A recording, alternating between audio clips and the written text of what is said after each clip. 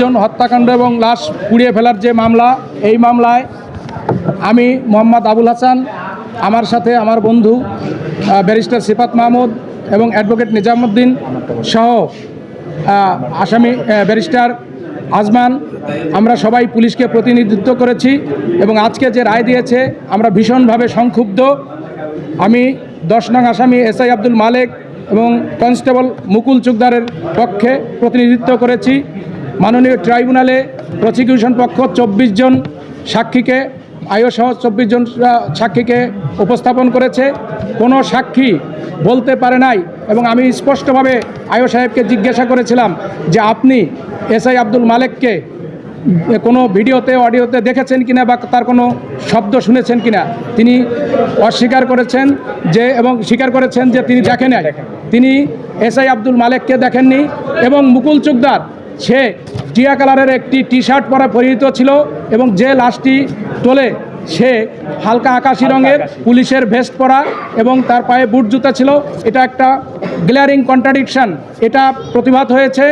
আমরা এটা আদালতে আমরা প্রমাণ করার সাপেক্ষে আমরা আশা করেছিলাম যে আমরা ন্যায় বিচার পাবো এবং আমরা খালাস পাবো, কিন্তু আজকে এই পুলিশের মরালিটি আমরা দেখলাম যে তারা ভীষণভাবে ক্ষুব্ধ এবং কেউ যে পুলিশকে বাংলাদেশের বিভিন্ন থানায় 400টি থানা লুট হয়েছে, অস্ত্র লুটপাট করেছে এবং কোনো পুলিশ কারো বাড়িতে গিয়ে আক্রমণ করেনি। পুলিশ থানায় আত্মরক্ষার জন্য ছিল, তারা নিরাপদে থাকার জন্য, নির্বিঘ্নে থাকার জন্য তারা পুলিশ কনস্টেবল এবং এই এসআই আব্দুল মালেক অন্যান্যরা সহ তারা এই থানা কমপ্লেক্সের ভেতরে ছিল। তারা কারো বাড়িতে গিয়ে পথে গিয়ে আক্রমণ করেনি এবং তারা ওখানে যায়নি। এটা জানার পরও, এটা আমরা প্রমাণ করার পরও আমরা দেখেছি যে আমাদের এই মিটিগেটিং সার্কামস্ট্যান্স ছিল এবং আমাদের এই মামলা প্রসিকিউশন পক্ষ ভীষণভাবে প্রমাণ করতে ব্যর্থ হওয়ার পরও আমরা এই বিচারে আমরা এই যে রায় দিয়েছে এই রায়ে আমরা ভীষণভাবে সংক্ষুব্ধ।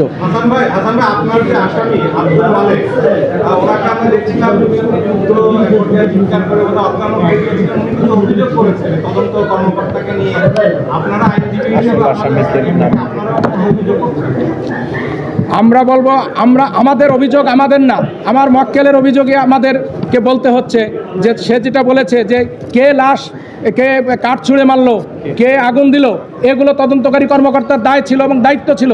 তাকে ওইগুলো প্রমাণ করতে হবে, তাকে এগুলো খুঁজে বের করার, উদ্ঘাটন করার প্রয়োজন ছিল। আপনারা জানেন যে আশুলিয়ায় যে ওভারব্রিজ ছিল সেখানে 2 জন পুলিশ সদস্যকে হত্যা করে উল্টো পথে লাশ ঝুলিয়ে রেখেছিল এবং থানা কমপ্লেক্স ভীষণভাবে ক্ষতিগ্রস্ত হয়, আগুন দিয়ে পুড়িয়ে দেওয়া হয় এবং থানার ভিতরে একজন পুলিশকে হত্যা করা হয়। এরপরে ঢাকা শহরের আপনার যাত্রাবাড়িতে নরসিংদীর কারাগারের সহ আপনার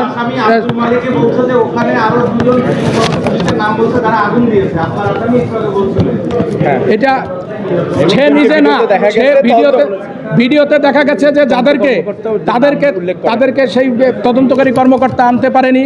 আমরা বলবো যে এই পুলিশ রাষ্ট্রের সেবায় নিয়োজিত থাকে, তারা অর্ডার ক্যারি আউট করে, তারা হচ্ছে একেবারে ল্যাডারের সর্বনিম্ন ধাপ। তাদেরকে এই শাস্তি, এটা আমরা মনে করি যে এটা একটা অনাকাঙ্ক্ষিত এবং অপ্রত্যাশিত, ভীষণভাবে অপ্রত্যাশিত। আমরা রাষ্ট্রযন্ত্র, আজকে রাষ্ট্র পরিচালনা করতে গেলে এই পুলিশ বাহিনী ছাড়া কোনোভাবেই রাষ্ট্র পরিচালনা করা সম্ভব নয়। তাদেরকে বিভিন্ন পরিস্থিতি এবং বিরূপ পরিস্থিতি মোকাবেলা করে তাদেরকে এই দায়িত্ব পালন করতে হয়। এগুলো মাননীয় ট্রাইব্যুনাল বিবেচনায় নিলে আমরা মনে করি যে আমরা ভিন্ন রূপ হয়তো পাইতাম। আমরা অবশ্যই রায়ের বিরুদ্ধে আপিল করব এবং আমাদের পরামর্শ থাকবে দ্রুত আমরা কপি পাওয়ার সাথে সাথেই আমরা অ্যাপিলেট ডিভিশনে যাব।